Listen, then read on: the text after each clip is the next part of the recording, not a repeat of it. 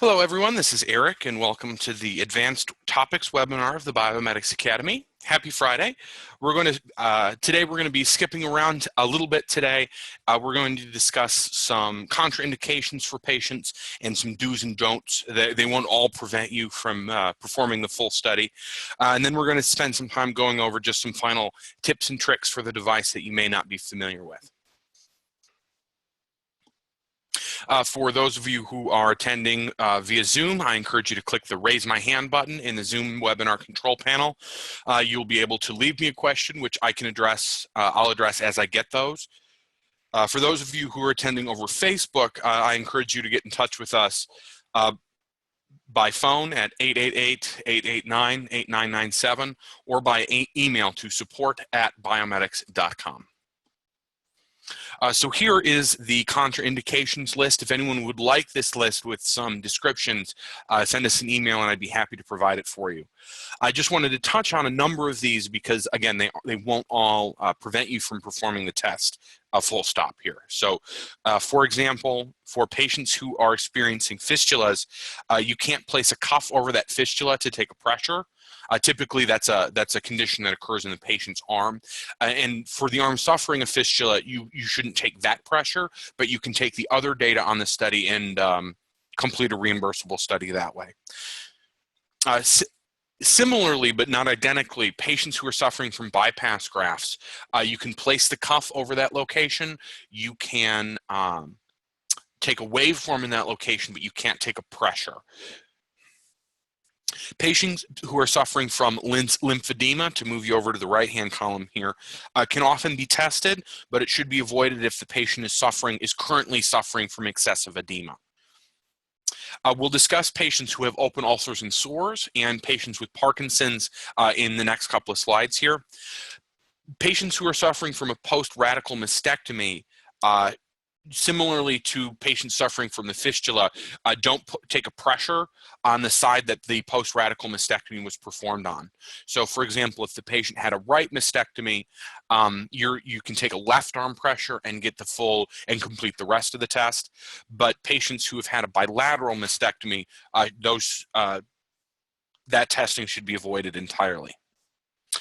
And then lastly, with stents, you can place the cuff over the stent, you can get the waveform, but you can't get systolic pressures.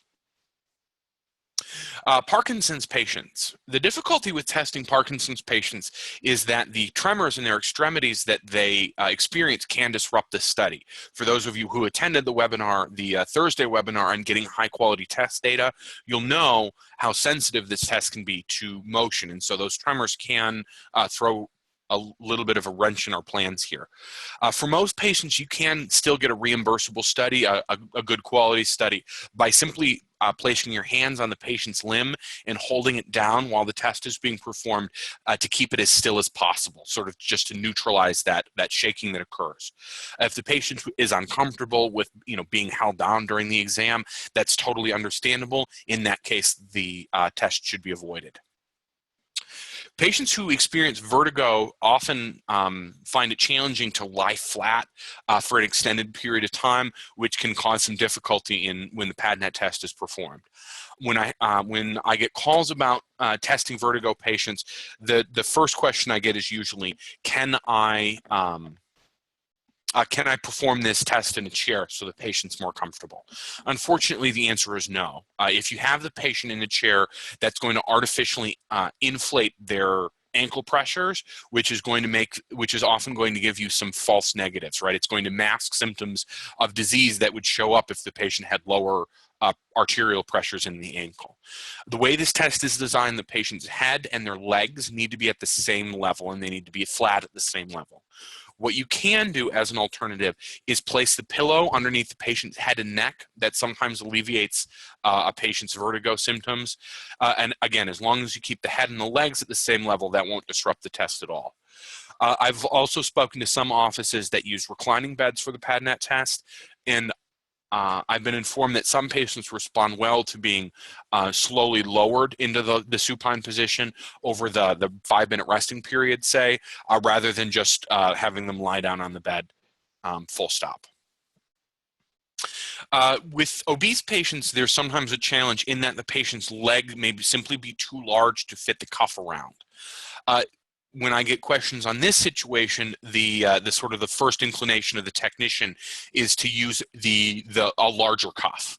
So, for example, if the patient's calf is too large to fit the calf and arm cuff around, some technicians find it intuitive to remove the above the knee cuff and place that larger cuff around the patient's calf. Unfortunately, that's not going to work. The way the test is calibrated, it assumes the system assumes a certain area, a certain size of that cuff. So if you swap cuffs, that's going to make your test non-diagnostic. You're not going to be able to get good data. What you can do, though, is you can take two cuffs on the same area and Velcro them together to create essentially one larger cuff. While you're doing this, you want to make sure that the patient's that the cuff that's inflating, the cuff that's plugged into the device, is on the top or the anterior part of the limb. Patients who are suffering from an ulcer or an open sore, this is pretty much the one situation in which you're going to want to have something in between the cuff and the patient's skin. Generally speaking, you want those cuffs nice and tight around the limb, and you want that as tight as possible, or at least tight enough that you can't insert two fingers in between the cuff and the patient's limb. In this situation, though, you are going to want to place place something in between that. So we recommend plastic saran wrap or Coban wrap. Just keep that tight over the patient's ulcer, and you should be able to fit the cuff and do the both portions of the test normally, both pressures and waveforms.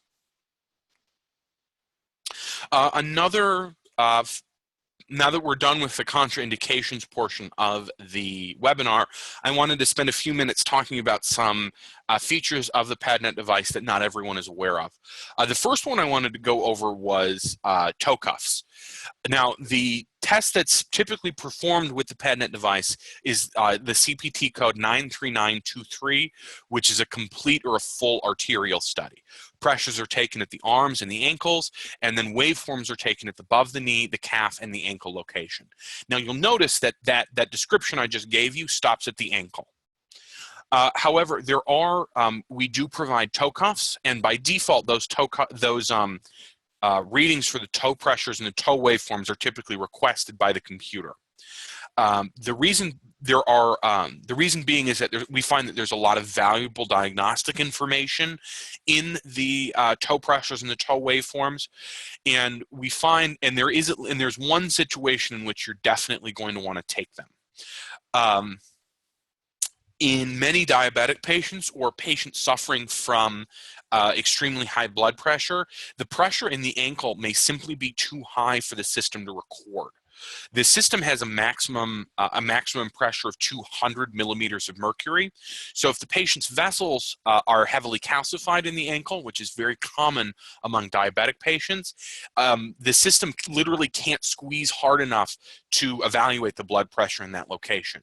When that happens, the system gives you an error. It says that the calculated pressure was invalid, and the solution to that is to just list that patient's artery as non-compressible and then take the toe pressures instead. The toe pressures can be used to calculate an alternative measurement. Typically what you want for the PAD study is the ABI, the ankle brachial index, and using the toe pressures as an alternative allows you to calculate the toe brachial index. So in that situation where you're unable to get the toe pressures, you're unable to get the ankle pressures in some patients, using the TBI as an alternative turns a non-diagnostic study or a non-reimbursable study into a reimbursable study. So in that situation, that is reimbursable. Alternatively, it may simply be something that the doctor is asking for. Oftentimes, podiatrists want to know what's going on inside the patient's feet, possibly because there are toe ulcers, for example, or they're going to perform surgery on a patient and they want to make sure that there's sufficient blood flow in and out to so that that surgery cut heals. I did want to show you an interesting feature inside the PADnet software. Give me just a moment to move us over, move our view over there.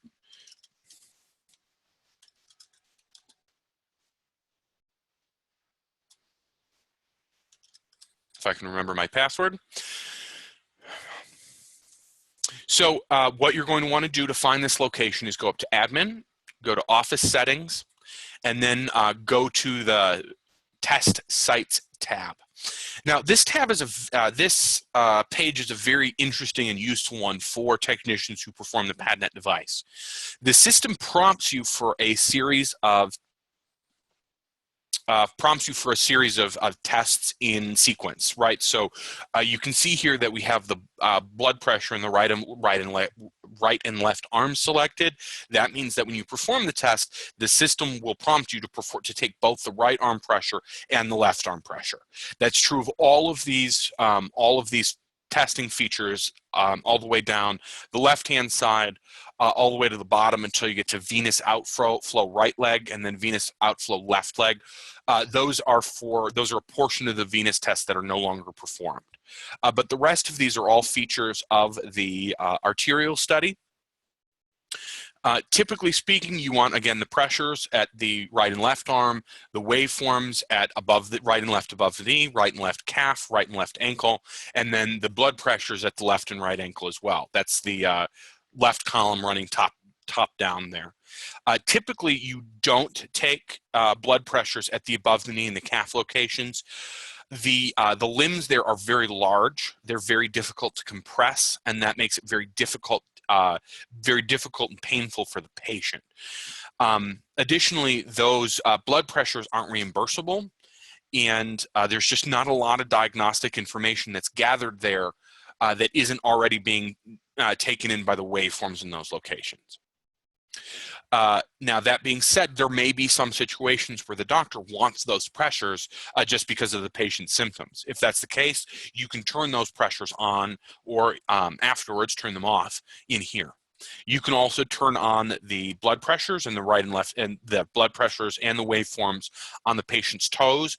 So if you're an office that always performs the toes and you want to make sure that the system prompts you for those, or you never perform the toes and you find it a little aggravating that the system asks you for them every time you perform a test, you can turn those on and off here as well. We'll talk about the post-exercise study here in just a second. I just want to draw everyone's eyes to the bottom of the left-hand column here, where you can check or uncheck the system prompting you for the post-exercise study and which features of the post-exercise test it turns on or turns off.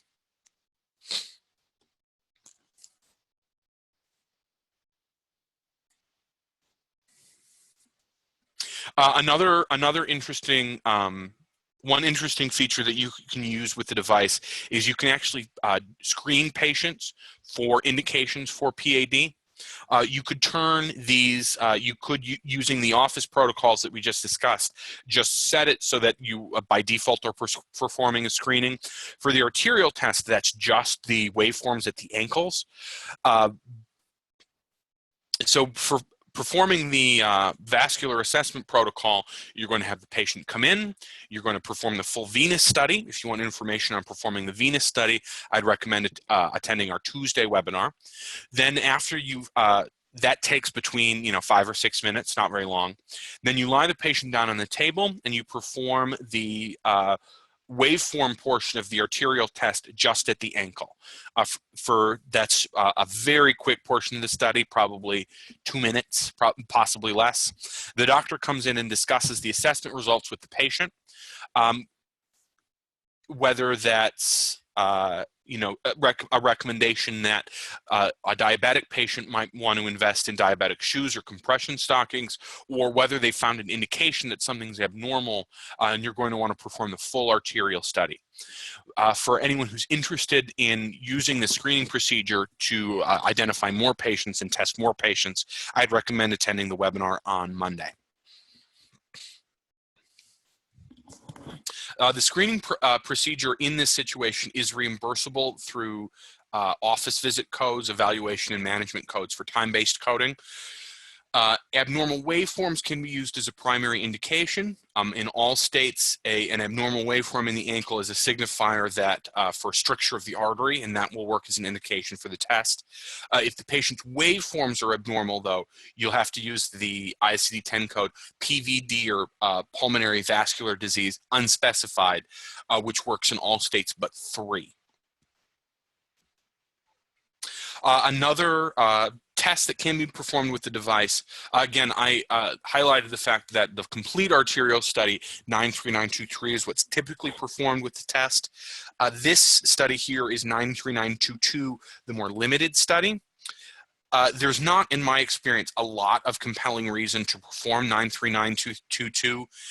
It is a little bit of a faster test because you're just taking the pressures at the arms and the ankles and the waveforms at the ankles. So you're emitting those waveforms at the above the knee and the calf locations, which again makes it a little bit of a faster study.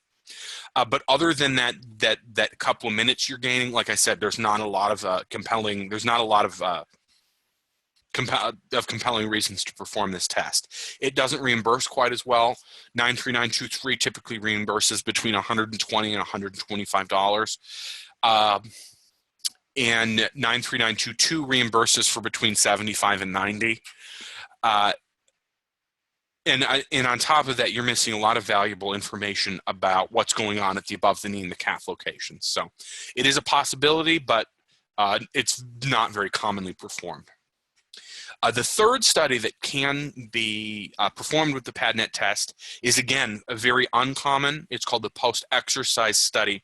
And it's only ever performed if a patient who's complaining of claudication has a PADnet study, but didn't find anything abnormal. So in that situation, what you're going to do is you're going to have the patient come back in.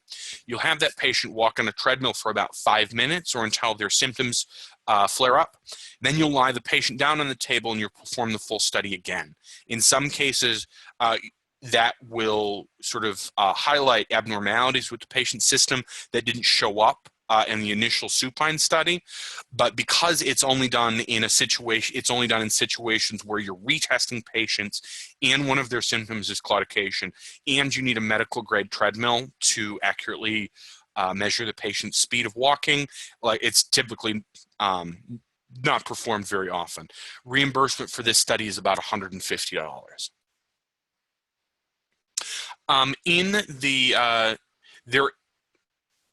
In the location that I showed you in the biometric software, if you go to admin, office settings, this is the first tab that pulls up. You can turn on something called Doppler enabled pressures. Some podiatry offices like to use Dopplers to differentiate between the two arteries that run through the ankle, the AT and the PT, anterior tibial and posterior tibial, I should say. And you can you can turn on Doppler enabled pressures to differentiate between the ankle pressures in those areas. I do want to highlight, though, that turning on the Doppler-enabled pressures only allows you to take the pressures there. Doppler waveforms cannot be recorded with the PADnet device. This is just what the PADman looks like when you have those Doppler-enabled pressures turned on. You can see here, typically there's just one red box down by the ankles that's just for the one higher of the two ankle pressures. But if you turn on Doppler-enabled pressures, those will separate, and so you can take the AT and the PT separately. I get some questions about how to make sure the cuffs last as long as possible.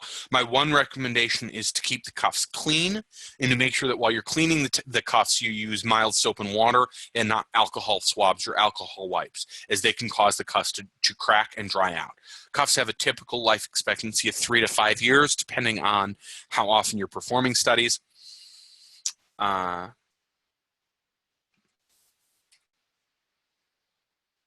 Another feature of the PADnet device I wanted to highlight is our image management service.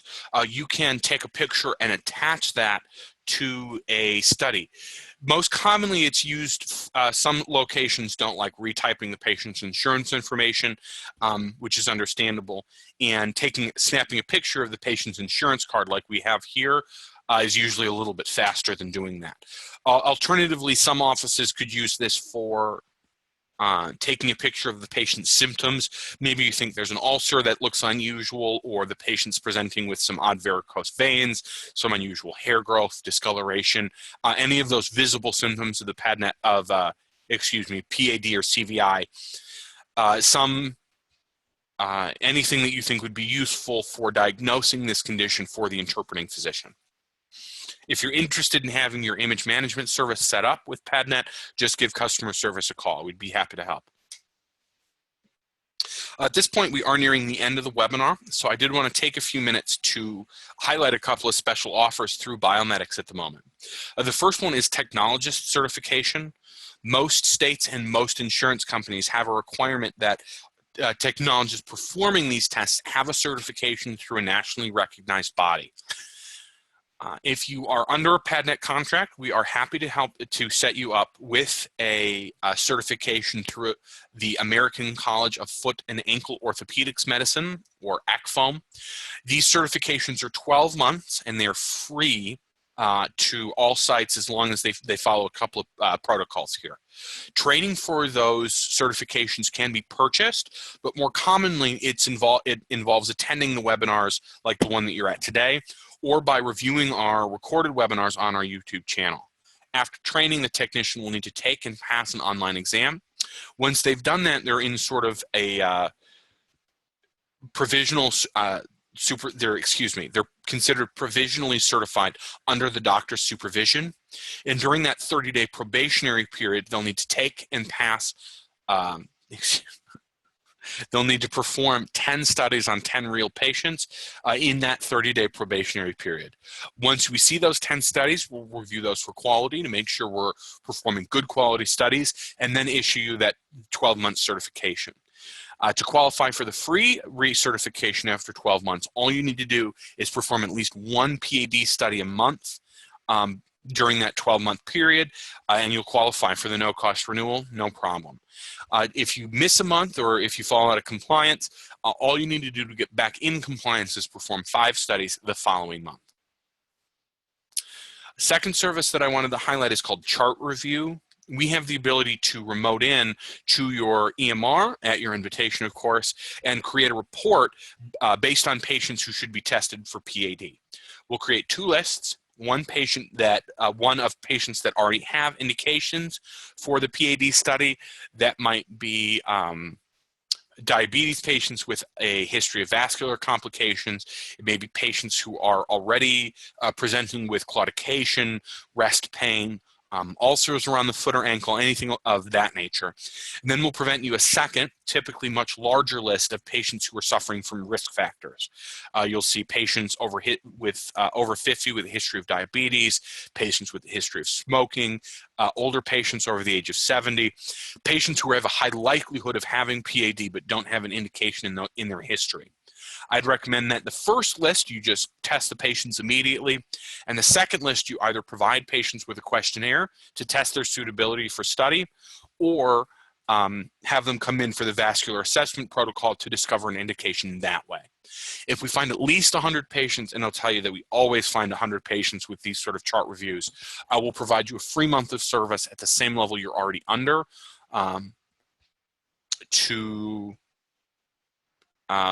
just to show some support for you and your medical staff. The last service that I wanted to highlight, or really the last special offer I wanted to talk about, is the new PADnet Security Vault. This is a new physical upgrade for the PADnet device that plugs into your existing box. As the name implies, it allows you to test with greater security, but it also makes testing more streamlined, and it allows you to have a free upgrade to ICD-10 codes, which usually just makes everyone's job a lot easier as far as the PADnet device is concerned. For doctors who want to read their own studies or who are already interpreting their own studies, the Security Vault gives you a free read license, and it also makes your DTU device agnostic. So a lot of if you're currently performing PADnet studies, that means you have a PADnet laptop, which of course isn't under warranty through us. We can't certify a device that Dell produced. And so there are often difficulties with that, with the PADnet laptop and making sure everything works on that front. The Security Vault should alleviate those concerns because it allows any device with wireless capability to be able to perform a test. So I've performed several tests on my phone. It's very slick, very interesting. So if you're interested in discussing the Security Vault upgrade with anyone, please give us a call at the phone number that's listed on the bottom of the slide. At this time, I'm going to open it up for questions. So if anyone has any questions, please feel free to ask those now.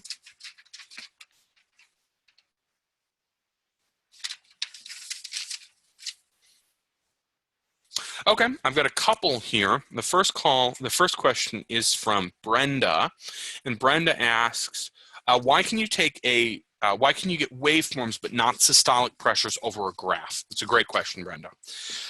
As the device, when the device is taking a pressure, it escalates to the maximum pressure that it can take, 200 millimeters of mercury.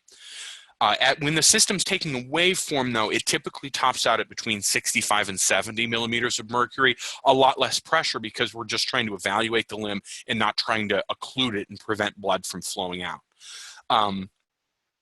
So that's the reason for the difference. The difference in pressure, the waveforms is a safe pressure for those bypass grafts, but the blood pressure, the 200 millimeters of mercury, is too high. I have a second question here from Jasmine, and Jasmine says, I tried going in and changing a custom protocol and it won't let me. So the probable reason you're having a hard time, Jasmine, is that you don't have the privileges to make those changes. Typically, when we install users at Biomedics, we give everyone all of the privileges, but in some cases that may not have happened. So if you're interested in doing that yourself and you're interested in having expanding those privileges, just give Biomedics customer service a call, and we'd be happy to remote in and grant you those privileges so you can take care of those sorts of things yourself. That's the end of my questions. So I appreciate everyone for attending. I hope to see some of you at the webinar tomorrow, on Monday, where we discuss that peripheral vascular assessment protocol. But for everyone who attended, I appreciate it. I particularly appreciate everyone who asked me a question. And I hope you have a nice rest of your day and a nice weekend. Thanks for coming.